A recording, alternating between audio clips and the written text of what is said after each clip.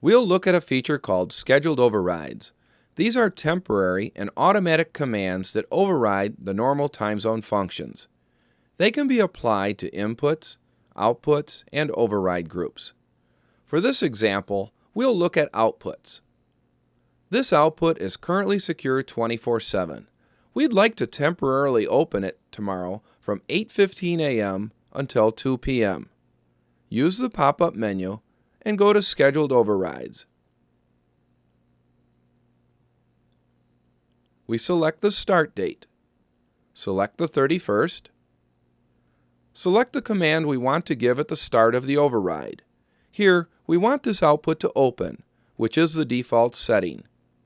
Now, use the slide bar to set the time of the command. The operator who set this override is displayed here. This name will appear in history when this event occurs. Now, we select the stop date, again the 31st. Select the command for at the end of the override.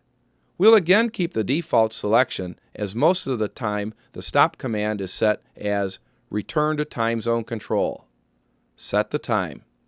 That's all it takes. Scheduled overrides can be particularly useful when utilized with override groups. Rather than assigning multiple independent schedules, a single scheduled override is assigned to all the inputs or outputs within the group. There's also a separate report that prints out the future, current, and past 30 days of scheduled overrides in the system. In systems that have operators using other programs while monitoring alarms, there is an option to have an alarm pop-up window appear. It is toggled on and off from this menu. So if an operator was working with another application like this, and then an alarm occurs, this pop-up window would appear on top of their application. They can then select it and are taken directly to Workstation. They can then handle the alarm from here.